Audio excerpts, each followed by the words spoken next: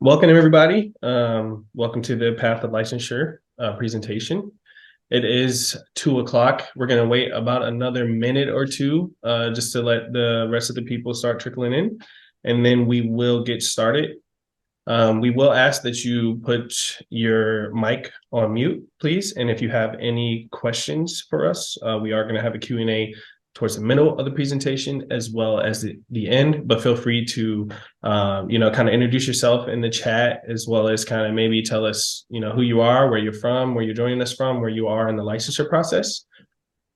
We appreciate it. We'll get started here in about a minute or two. All right, Alyssa, we're about 2 minutes past the hour, so I'd say we're probably good to go ahead and get started. That sounds good. All right. So welcome, everyone. My name is Alyssa Torrance, and I am the Communications and Outreach Manager for CLARB. We are so glad that you could join us today. And so just to get started, Sean, if you want to go to the next slide, I'll just go over some quick tech tips. So again, if you could please mute your microphone, but we do welcome your questions throughout the presentation. If you could please use the Q&A function in Zoom to ask questions of our presenter.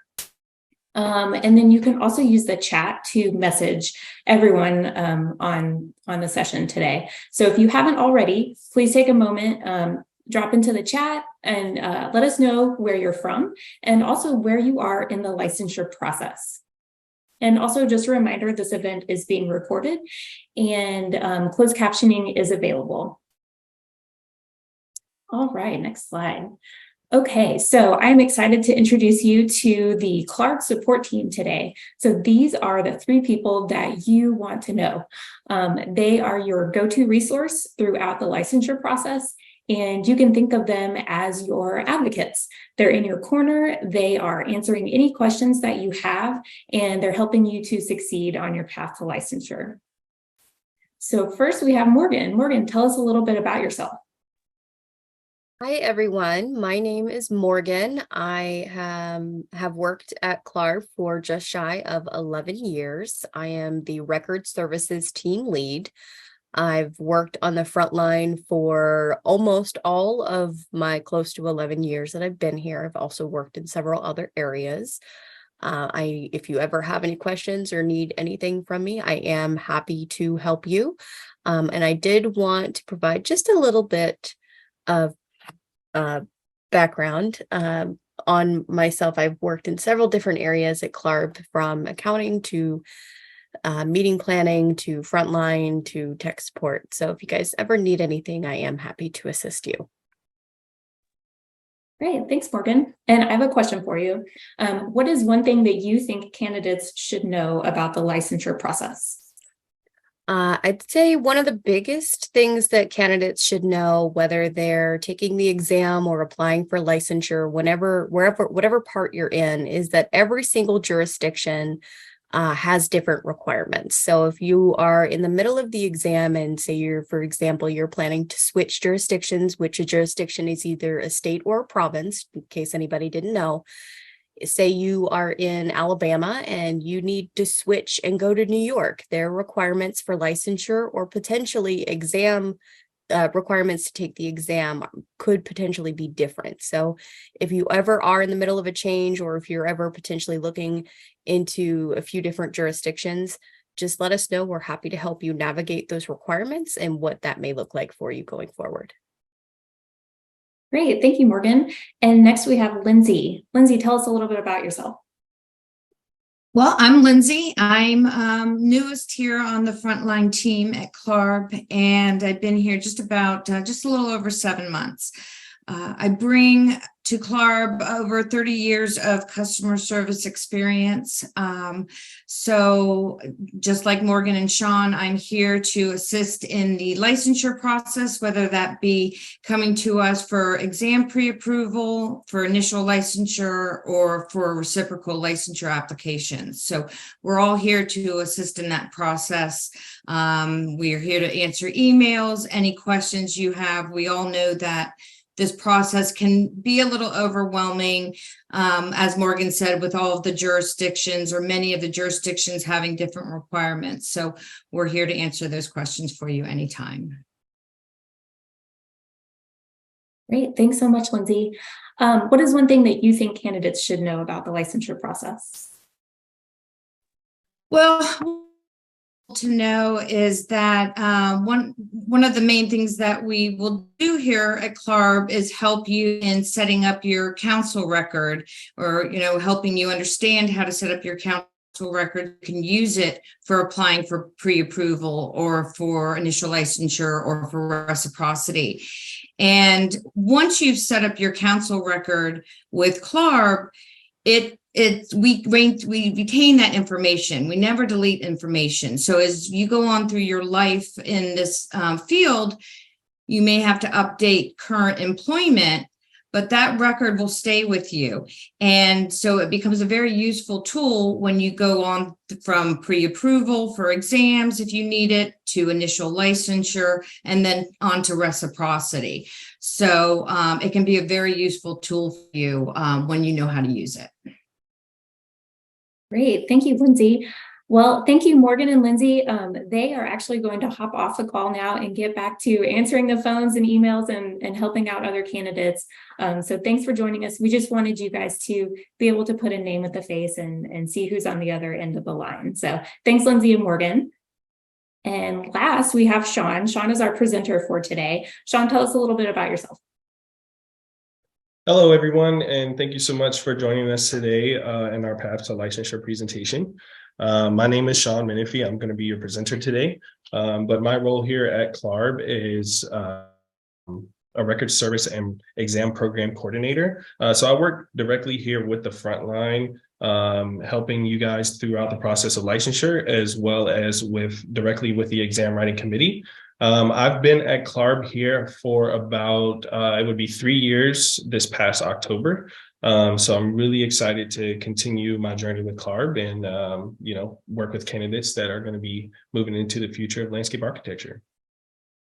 Wonderful. Thanks, Sean. And I see a few people are still trickling in. If you're just joining us, please take a moment to introduce yourself in the chat. We'd love to know where you're coming from and also where you are in the licensure process. So feel free to drop that in the chat. And if you have questions for the presenter, Sean, you can use the Q&A function for that as well. And with that, let's go ahead and get started with the presentation. Sean, I will let you take it away. All right. Thank you so much, Alyssa. So today we are going to talk about your path to licensure. I did want to go ahead and let everyone know that my goal is to get about halfway through the presentation, and then in the middle we are going to stop for questions and answers. I know how it is sitting here getting a lot of information dumped at you at one time, so I want to make sure that you can retain this information, as well as if any questions come up during this whole process, you have the time to ask them. So we're going to go ahead and get started with your path to licensure. So on the agenda today, we will cover a few things.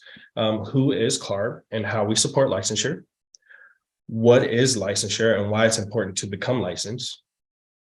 How to navigate your licensure process, and about the exam, the LARE, and how to get started on your path to licensure.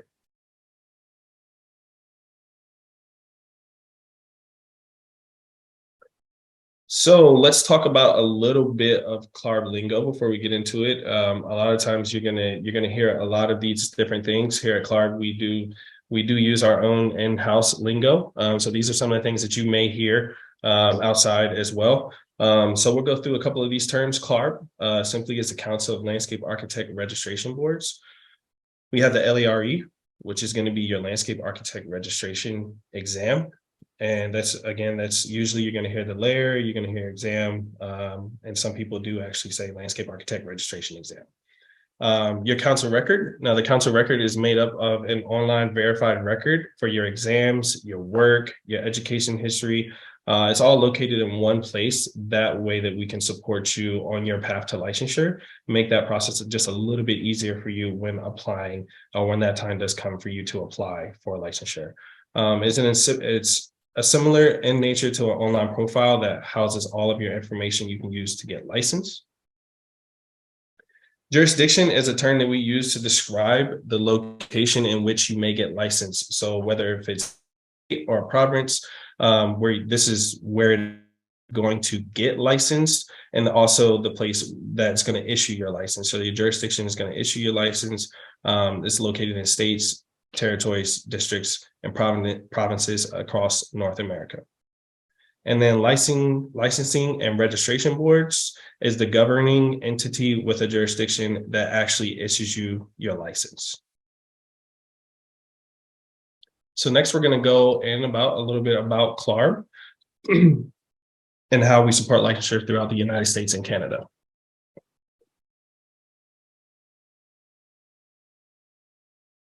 So the Council of Landscape Architect Registration Boards works to protect the public's health, safety, and welfare by establishing and promoting professional licensure standards.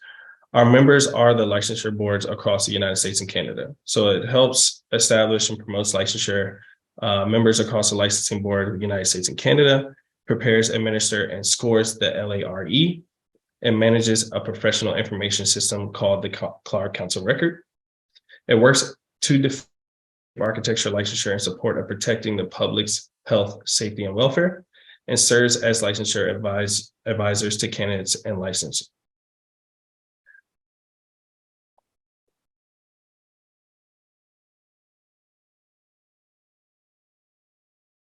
So next is going to be understanding the different roles that you're going to run into when it comes to CLARB, your regulatory boards, as well as ASLA.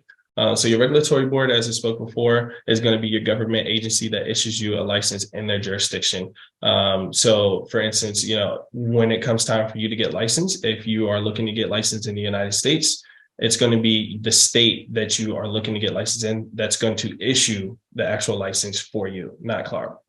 And then same for Canada, for the provinces, it's going to be the province that you are in and not CLARB that's going to license you. As far as CLARB, we're an association of regulatory boards of landscape architecture that provides licensure and resources. Sorry, one second.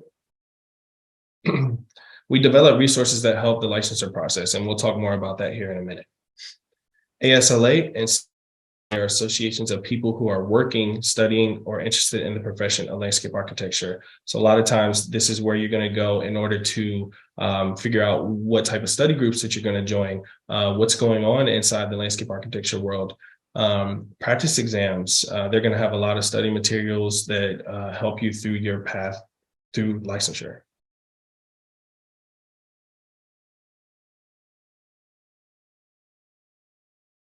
So CLARB is the LARE, the council record, the advocate for licensure and advisor to candidates and licensees. So again, we are not going to be who actually issues you your license. We are going to be where you come in order to take the LARE. We have the council record, which is going to be made up of your education, employment, and everything that you need for licensure, but also we're going to be here as a helping hand when you are trying to figure out the path to licensure. So where it is that you get started, if you're picking a certain state, what state to pick, and what is the experience requirements for them? Are they a pre-approval state or not? And just to help you and make this process a little less stressful, because we know that the process to becoming licensed can be stressful, especially coming right out of school. And then ASLA and CSLA are the professional societies advocates for the profession and professional resources. So as I said before, this is where you're going to go to find the resources to find out more about the LARE or what's going on in landscape architecture, what information is on your exams, what type of study groups that people use in order to prepare for their exams. This is going to be a great resource for you starting in the process of licensure. And then CLARB and ASLA and CSLA are not licensing board. We can't stress that one enough. A lot of people think because we do administer the LARE that we're going to be the body that actually issues you your license, but we actually are not who issues the license. It's going to be your state or province, and we go by their experience requirements as well as whatever it is that they need for a licensure.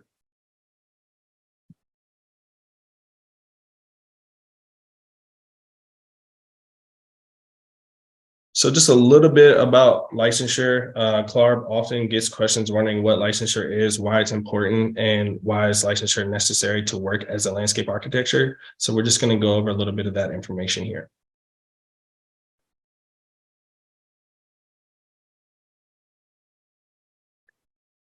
So about licensure, licensure is a formal legal recognition individual has demonstrated sufficient knowledge, skills, and abilities to practice without endangering the health, safety, and welfare of the public. It is required in all 50 states, the District of Columbia, 4 Canadian provinces, Puerto Rico, and the Northern Mariana Islands. So if you want to practice in these areas, you are going to need to become licensed. And then also licensure is required to practice and call yourself a landscape architect in all 50 states, the District of Columbia, Puerto Rico, Ontario, British Columbia, Alberta, Manitoba, and Canada.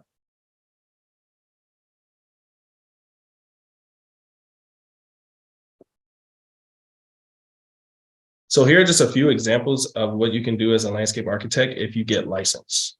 So investigate, CLARB describes the practice of landscape architecture as investigation, selection, and allocation of land, water, and resources for appropriate uses. Formulation of feasible studies and graphic and written criteria to govern the planning, design, and management of land and water resources. Preparation, review, and analysis of land use master plans, subdivision plans, and preliminary plats. Determining the location of siting of improvements, including buildings and other features, as well as the access and burns for those improvements. And then the design of landforms, stormwater drainage, soil conservation, and erosion control methods, site lightings, water features, irrigation systems, and so on and so forth.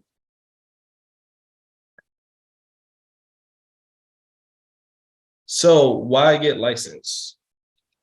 Licensure, of course, has its own benefits. So you have professional development. Employers are looking for landscape architects who are licensed and who are on the path to licensure. Licensure shows a commitment to professional development and discriminates leadership. So a lot of times when you are looking forward to your career, a lot of places are going to want to see that you are either in the path or you are interested in becoming a licensed landscape architect. And I will say a lot of the times when you're looking for a job opportunity, it's good to bring up the fact that you want to get licensed because some of these places might actually support you and help provide your council record or help you apply for licensure when that time does come. So it always is good to, when you are looking for employment, to kind of have a plan on where it is or how you see yourself getting licensed and see if this is something that they can help provide for you. We have a lot of people within the landscape architecture world when they're starting the process. A lot of people's jobs do help them through the process as far as reimbursing them for their exams or paying for their CLARB record to stay up to date. Expertise. So only licensed LAs can stamp drawings, and depending on where you practice, only a licensed landscape architect can be in charge of a firm in a private practice. So you can practice independently without supervision or review of another professional. This creates more opportunity of management and leadership. While you'll be able to work under someone who has a license for now, many landscape architecture firms are small, and a lot of them are going to be looking for a licensed landscape architect. So respect clients, licensed professionals in other fields, and public respect licensed landscape architects. So essentially, I mean, you're gonna hold a certain weight when you're working next to other engineers or architects or surveyors in the field. So having that license is definitely going to hold a more of a weight for you. Also, there's an assumption that one does not need to be licensed to do additional work, but that also just depends on the state or province that you are working in, the jurisdiction that you're working in, and the scope of work that you wish to do. So being licensed provides greater opportunity for your career, especially your own business or become an independent consultant. So a lot of times we see where they work under a licensed landscape architect for their career, then they become licensed and they become the principal at either the firm that they work at, or they start their own firm and become their own boss essentially. Financial is having a license mean you can earn higher pay. I think this one kind of goes without being said. If you're running the show, you're probably making a little bit more money. But also, if you have your own company, this is also just provides more financial gains. Mentorship, becoming licensed provides opportunity to mentors, graduates on their path to licensure, providing professional and personal enrichment. So essentially, you're going to control the type of landscape architects that are going to come into this world by mentoring the younger landscape architects that are coming in and helping them practice and holding on to health, safety, and welfare. Equal status to architects and engineers. License is a professional differentiator. So like I said before, you kind of hold the same status as your architects and surveyors that you're working alongside the field. So higher potential to progress is a leadership role in your profession. So whether if it's maybe you're the licensed landscape architect that everyone comes to in the firm, or maybe you have your own firm and you're going to be the leading professional there. And then more ways to practice. You have the ability to pursue your professional interests on your own terms. So, maybe you want to start your career in one state or province, but then you want to branch out and go to another state. You can start applying for reciprocity in many other states and continue your path to licensure and other jurisdictions as well as states. So I am going to stop right here because I know that was a lot of information that was being dumped. And I'm going to have my colleague Mariella help me kind of sort through any questions that anyone may have. So we'll give it a few minutes. And if there's some questions that everyone has, be glad to pull you off mute and let you ask them, or you can put them in the question in the Q&A. Yeah. There's 2 questions currently. One is, who would I contact to create a study guide, practice exams, and if possible, in-person help?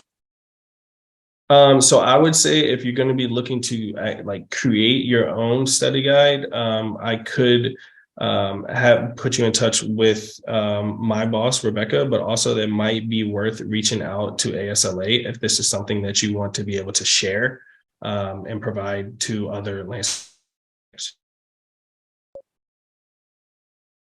Thank you. Mm-hmm. Next one we have, I graduated 40 years ago from UK universities, but I'm trying to get verification of my qualifications because of the time that has passed and computer records weren't kept then. So what is the best course of action for them to take? They contacted the universities and they stated pre-2000 records haven't been kept. So I would say in that case, the first thing to do it would be to decide where it is that you plan on getting licensed, whether if it's in the United States or Canada. And then I would contact the state or province that you're looking to get licensed in to figure out what it is that they are willing to do to work with you. Because it kind of all starts with your education, but also that is not the only way to become licensed. They do have experience only pathways. And if all of your experience is in the UK or abroad, you're going to want to contact the state or jurisdiction that you're looking to become licensed in anyway, because there's going to be an alternative pathway, and we'll have to figure out exactly how they're going to accept your experience or what education that you could provide. Thank you. That's all the questions we have so far. Okay. All right. If there's no more questions, then I will keep moving. So how to get licensed. This is going to be the ground level of where you start. So the basic way to become licensed is going to be with an MLA or a BLA, a Master's of Landscape Architecture from an accredited school, or a BLA, Bachelor's of Landscape Architecture from an accredited school. Now, this does not mean that this is the only pathway to licensure. As I said before, with the degree that was from abroad, they have many different paths to licensure. This is just going to be your most straightforward way. You can also, you can have a degree that's in another field. You can go an experience only route. It really is just going to depend on the jurisdiction or state or province that you're going to look to apply to. So first step is going to be to get your education. And also, once you decide on what education you got your degree, your next step is going to be to pick what state you're going, or province or jurisdiction that you're going to be looking to get licensed in, because it's all going to be a little bit different depending on where it is that you choose.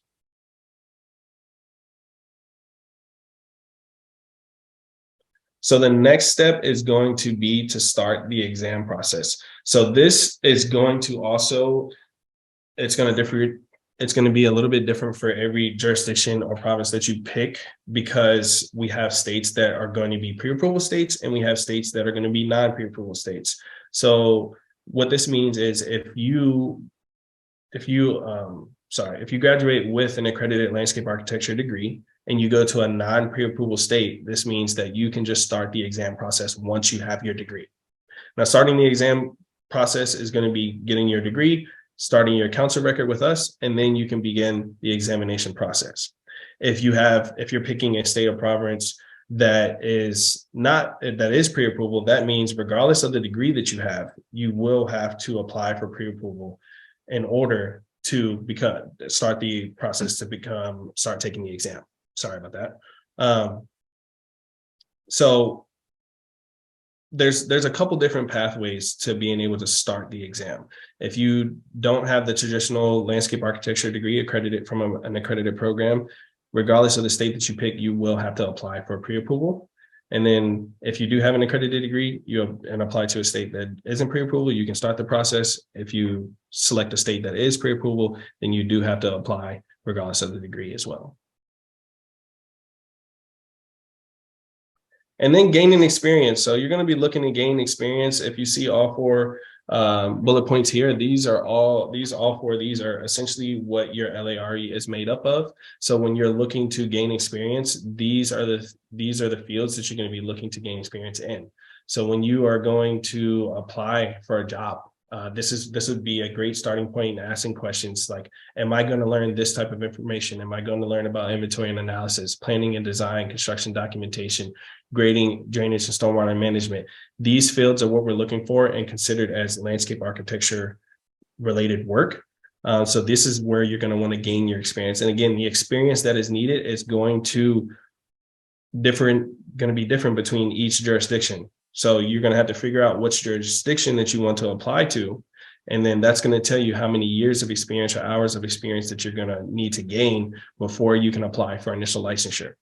Most states, if it's a non-pre-approval state, you can gain that experience while taking the LARE. If it is a pre-approval state, that means that you need to have your degree plus this experience before applying for the LARE. And that's just going to go back to selecting a state that you want to become licensed in or jurisdiction that you want to become licensed in. And then we can move forward with telling you, hey, this is what is needed for licensure, or this is what's needed to take the exam.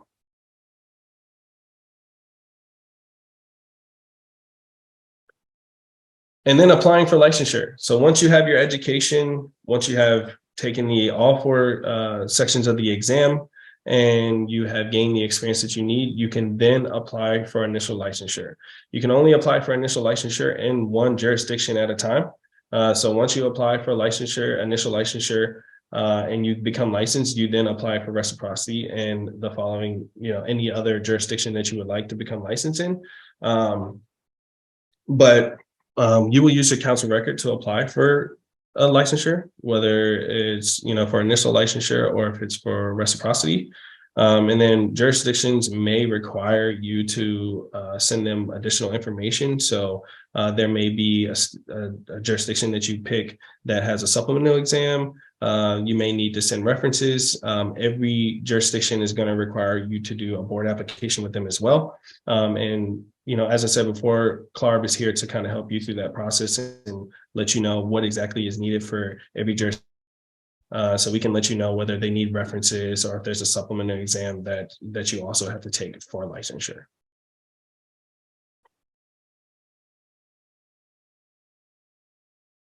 So about the exam, the official name for the licensure exam is a landscape architecture registration examination.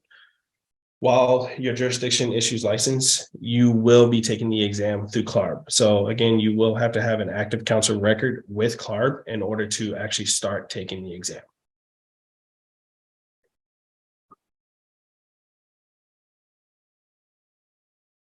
So the competency measures, the exam is a measure of testing the minimum competency of an individual striving to become a licensed landscape architect. So a seal of protection, if a licensure candidate passes each section of the exam, that individual possesses the minimum competency to protect the health, safety, and welfare of the public. Competency measure, the landscape architecture registration examination determines whether applicants for landscape architecture possesses sufficient knowledge, skills, and ability to provide services without endangering the health, safety, and welfare of the public, and is required successful completion of the landscape architecture registration examination. The LARE is required to become licensed. So every 5 to 7 years, CLARB conducts a job task analysis. It's a major subject that asks questions to determine what the standards of minimal competencies are to the practice. So CLARB surveys landscape architects through North America and Canada to ensure that and validate what is tested on the LARE and is accurate and reflects the knowledge and skills required to practice landscape architecture.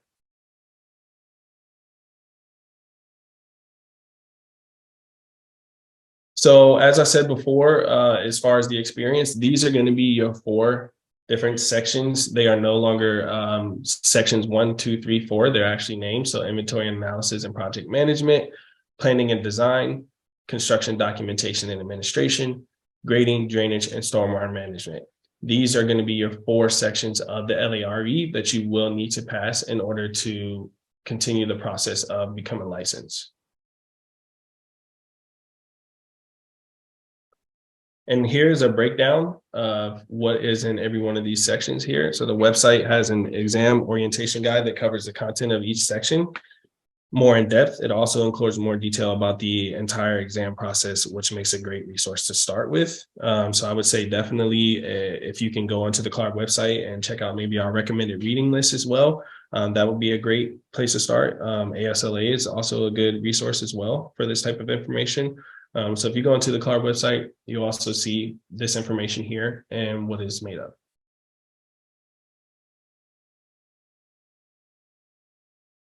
So the exam is offered only 3 times a year for 2 weeks out of those 3 times. So it's going to generally be in April, August, and December.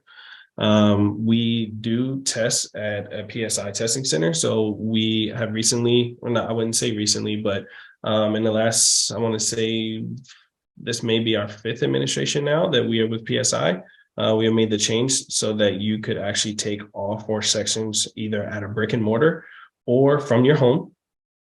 So once you register for the exam, you will need to schedule your test appointment. So it really starts with registering through CLARB, pick your jurisdiction that you're going to be testing in. And then once you have paid, you will go in and schedule your actual exam for your place, time, that you want to take the exam, whether if it's going to be at a PSI test center or if it's going to be through online proctoring. As far as how many sections you can take of the exam, we have some people that they sit for all 4 of the sections in one administration. So they say, hey, in April, I'm going to actually take all 4 sections and, try to get them passed then. You can take them one at a time. You can take multiple at a time. The only thing you can't do is take the same exam within one administration. So if you take one, you wouldn't, and you failed it, you wouldn't be able to take it until the next administration. But you are welcome to take as many exams at one time as you want. They will need to be in different days. They wouldn't be the same day. So if you were to take all 4 sections in one administration, those would be separate days throughout the administration.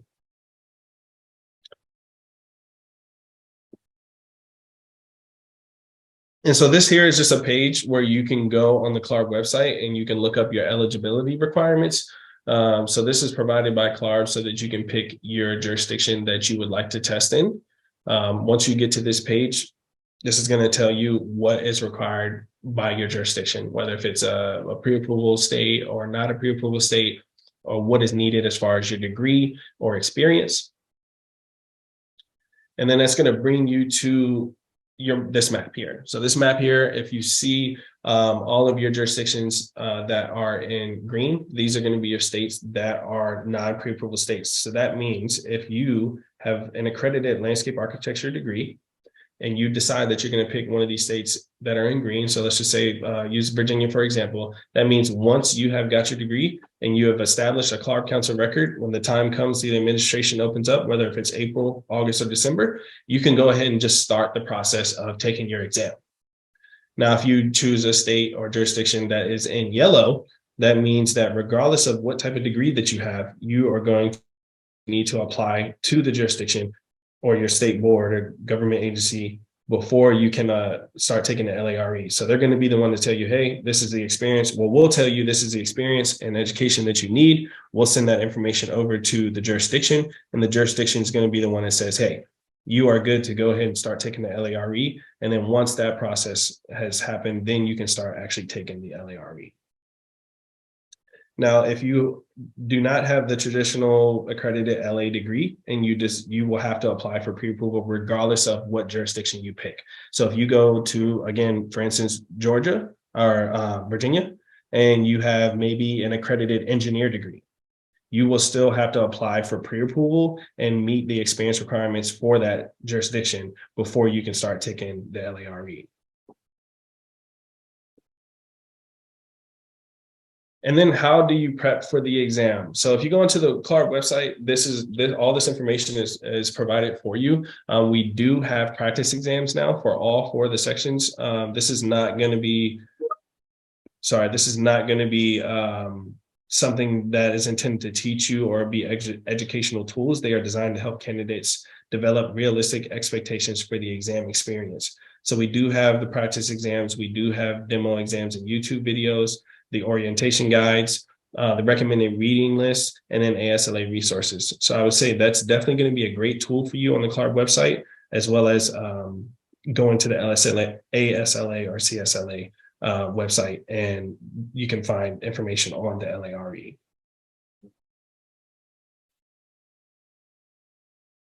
And then what's next for you? Once you have become licensed, you've taken the exam, you got your degree, you've taken the exam, you've become licensed, what is going to be the next step for you? So you can continue your path to licensure in additional jurisdictions.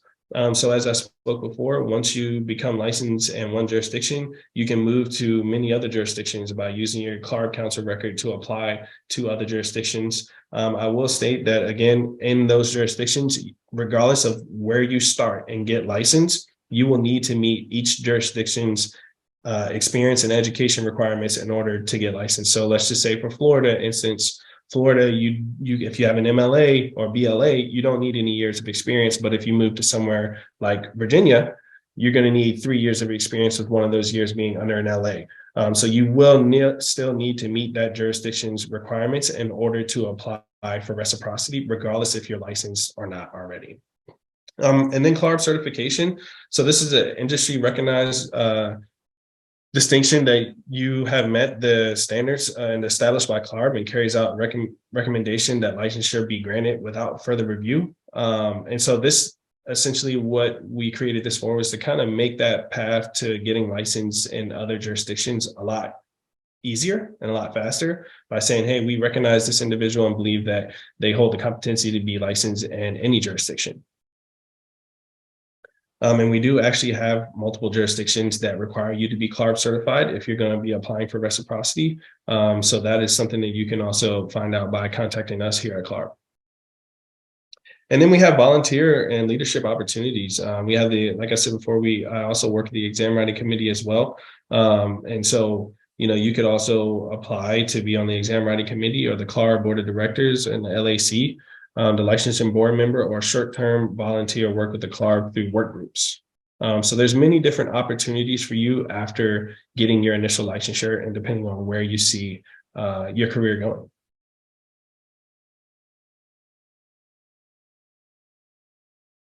And then in closing, licensure is a formal and legal recognition that an individual has demonstrated sufficient knowledge, skills, and ability to practice without endangering the health, safety, or welfare of the public.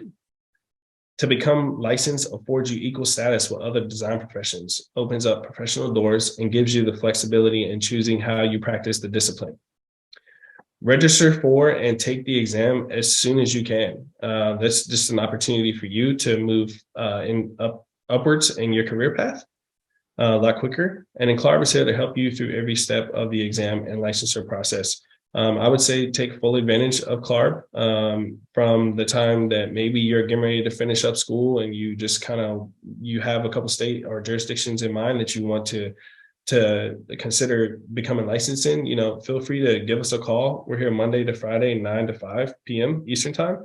And me or any one of my colleagues will be more than happy to walk you through the steps.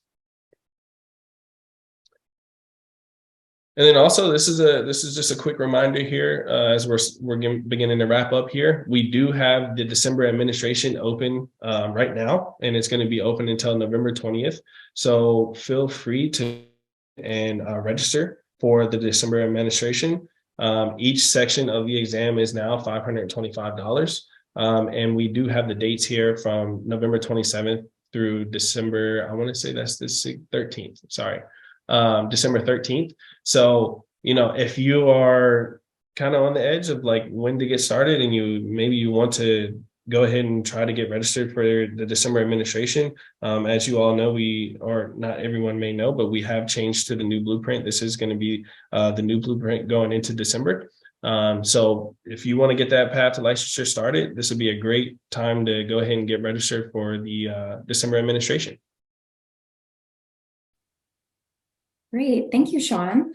Okay, so before we go to questions and wrap things up, we would like to ask you to take our quick survey. So the link is in the chat. You can also scan the QR code, and we'd love to hear what you thought about today's presentation.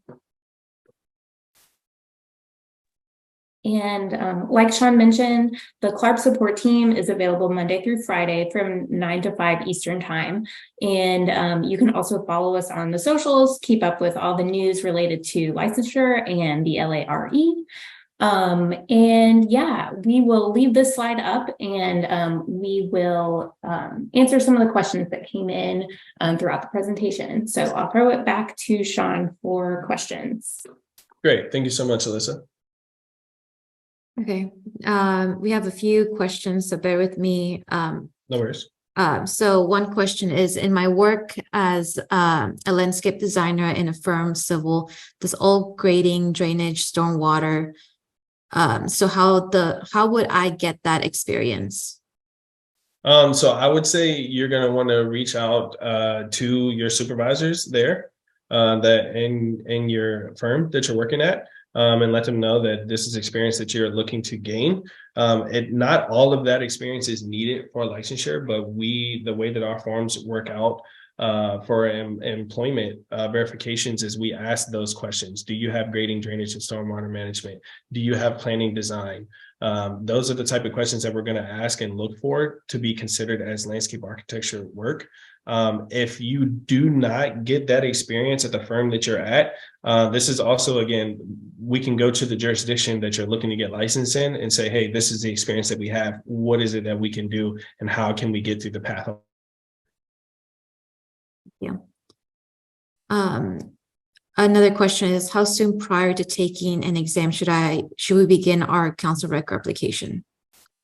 So your council record is needed in order for you to take the exam, but you can start that process while you're taking the exam. So I would say get your degree sent over to CLARB, get your experience into your record and try to keep it up to date.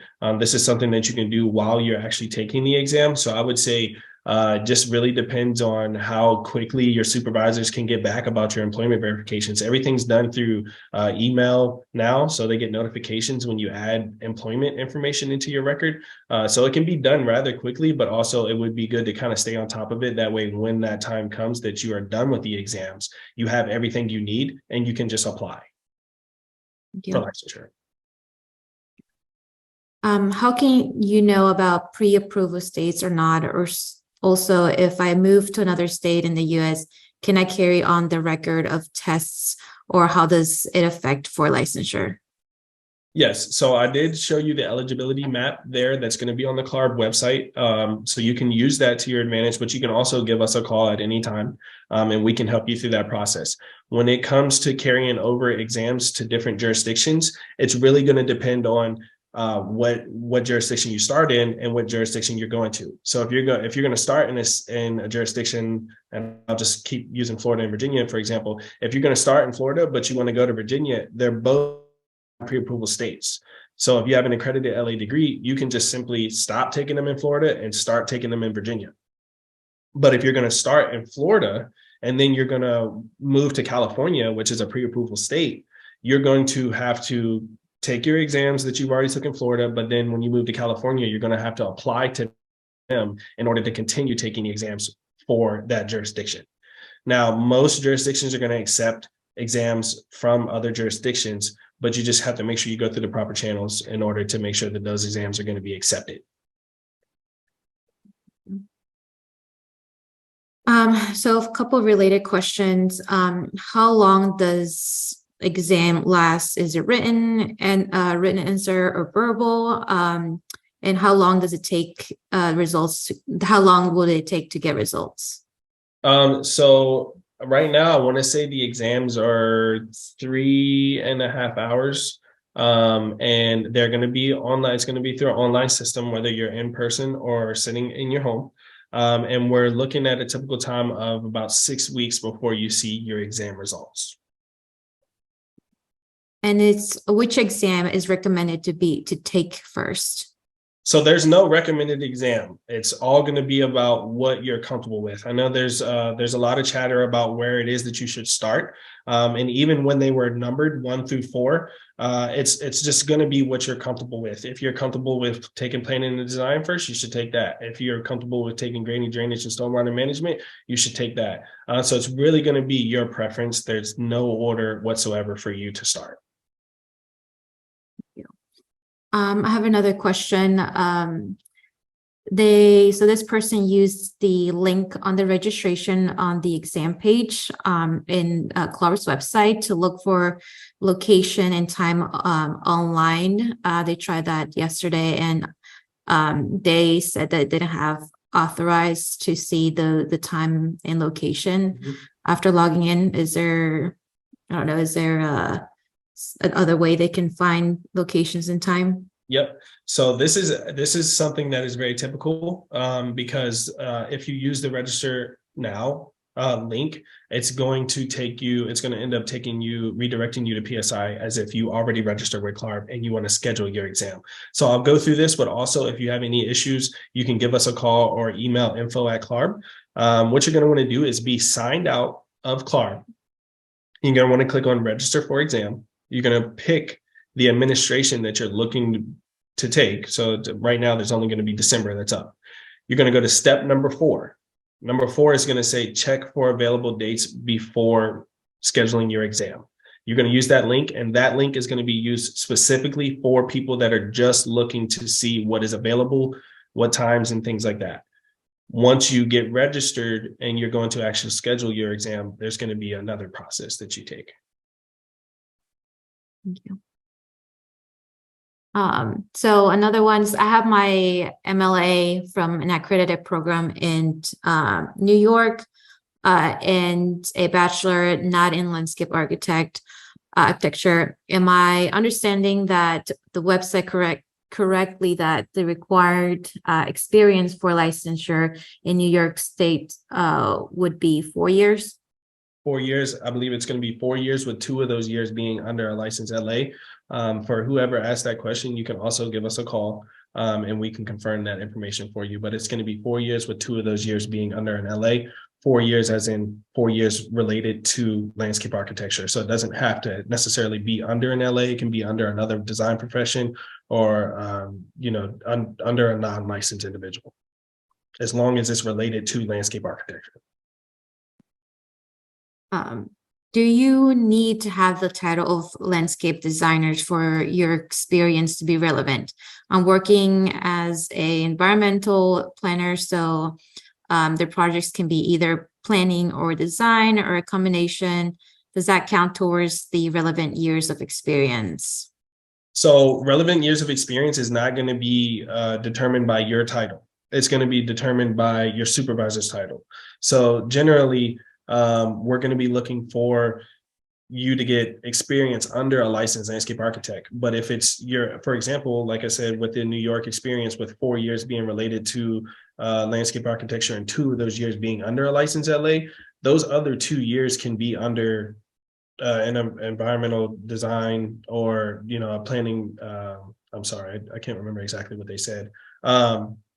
But that experience doesn't need to be under a licensed profession. It's not going to be about what your title is, but the supervisor that's overlooking your experience and what their title is. So if it's underneath an engineer, or if it's under a planner, or under a surveyor, or a landscape architect, most times you're going to want to gain experience under an LA. I will say, off the top of my head, I believe the most experience that I've seen that you need under a licensed landscape architecture through most jurisdictions, it would be 4 years of experience.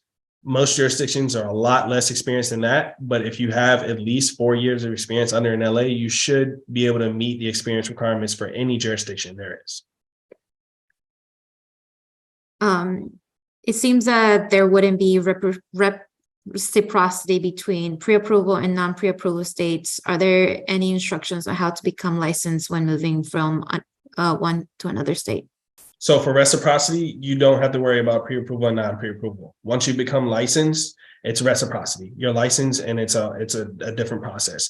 It doesn't matter what that state is as far as the pre-approval and non-pre-approval is just for the exam process, not for reciprocity. So that doesn't matter. The only thing that matters is meeting that jurisdiction's experience requirements. Not sure if I understand this question, but it says, is there any funding opportunity for taking the exams? Oh.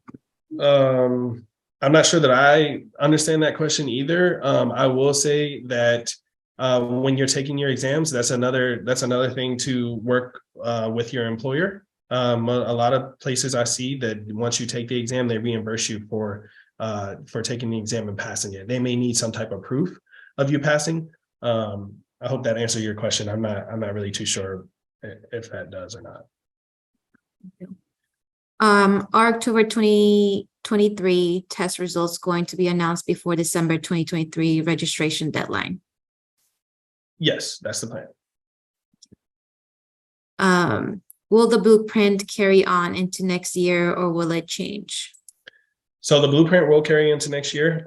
As I said in the earlier slides, every 5 to 7 years, we do a job task analysis, and that is when there's a chance of the blueprint changing. So I would look for anytime in the very near future for this blueprint to be the same.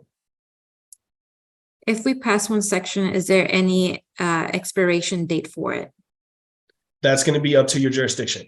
CLARB does not hold a clicking clock for any of the times that you take your exam. That's going to be up to your jurisdiction on whether they're going to accept exams that were from 15 years ago or not. We allow those exams, but we're not the ones that license you. So you will need to take that up with your jurisdiction if you have an exam that is from some time ago. Is there a way for certification from another country, like the UK, is honored and therefore negate the needs for the LARE? No. If you wish to become licensed in the United States or Canada, you will need to take the LARE. Is CLARB needed after you become licensed? It depends on the word. I mean, that it really depends on where you see yourself going. So, you know, as before, like when we went to that slide of what's next for licensure, if you want to apply for, you know, other jurisdictions, it may be simpler to have a CLARB council record. If you want to call yourself CLARB certified, you will need to have an active council record. If you look to volunteer, you will need to have a council record. And so it really just depends on where you see your career going. What is CLARB's approval process in PA, and how long would it will it take? So it wouldn't be CLARB's approval process. I would say that it's going to be what PA's approval process is. But I would say for that type of question, maybe just give CLARB a call, and we can break down exactly what's needed and what that process looks like.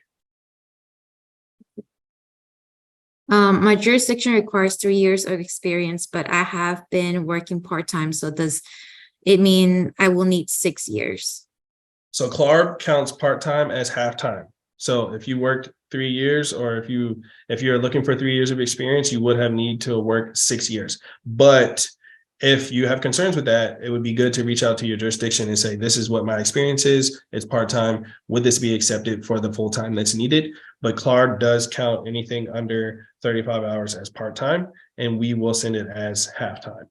And so if that's the experience that you need and you're going to submit it, we would reach out to you and say, hey, you only have 3 years you only have half of the years that you would actually need because of part-time, and let you know that this is what the boards may want. But also, again, you could reach out to your jurisdiction and see if they would work with you on the part-time experience. Another person asked, can you reiterate how they can gain multiple licensures in different states? Do they need to take the test from the beginning again? So no, you do not take the test over again. What happens is you take all 4 exams. And then once you take all 4 exams, you apply for initial licensure in one jurisdiction. Once you have applied for initial licensure and become licensed in that jurisdiction, you can then begin applying in multiple different jurisdictions for reciprocity. So you don't start the process over, even though there may be additional information for each jurisdiction. So some jurisdictions have their supplemental exam where it's just their state exam that you have to take for them to become licensed in their jurisdiction. They may have a separate application fee. They may need more references. So you take the LARE once, and then you move forward with applying after you become initially licensed in other jurisdictions. Thank you. There was a question to chat. If I stop paying CLARB for records, gets lost, or until when CLARB keeps them? Not sure if I understood that.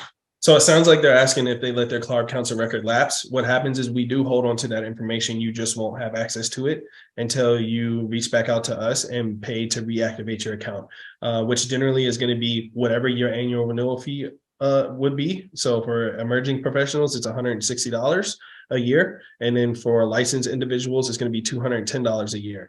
On top of that, you're going to pay a reactivation fee or rejoin fee of $135, which that price is good for 30 days and is subject to change.